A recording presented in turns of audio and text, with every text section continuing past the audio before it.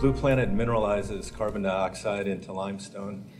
We've decided to work on limestone because there are about 55 gigatons of rock mined every year. So to put that in perspective, there's about 40 gigatons of CO2 put out every year.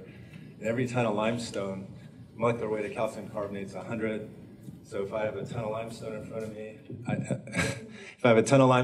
of me, I have 440 kilograms of CO2 represented there. So if I made 50 billion tons of limestone, I'd be sequestering on the order of 22 billion tons of CO2. So what's important about it is it's already a market, and it exists in poor countries and rich countries without any credit. So instead of using a tax, you're using the procurement power of the government, like we do here in California, to actually pay for it all. And having a way to pay for it in rich and poor countries is actually a critical thing. It's really a critical part of the circular economy. The largest mass material movement, and say here the Bay Area, is concrete moving around.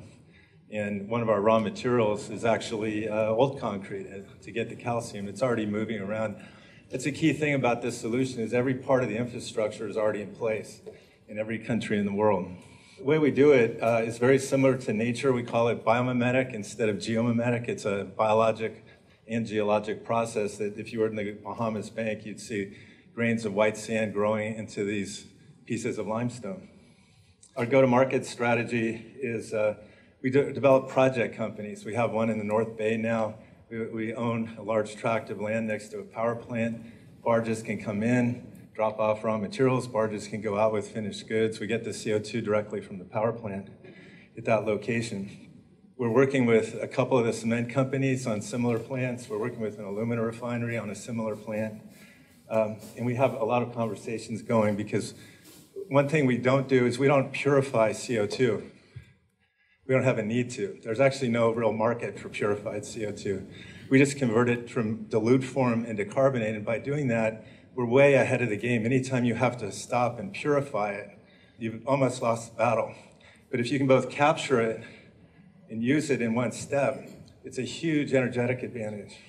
The project up in the North Bay has a 25% IRR, and so it's financed through regular project finance type mechanisms. We've been able to get here at Blue Planet with about $8 million so far. 5 of our patents have issued. The project company up there, it's so far gone through about 4.2 million of its funding to get where it is right now. It's constantly expanding. We're just continuing our funding for the round and have a really experienced team of advisors. Thanks very much.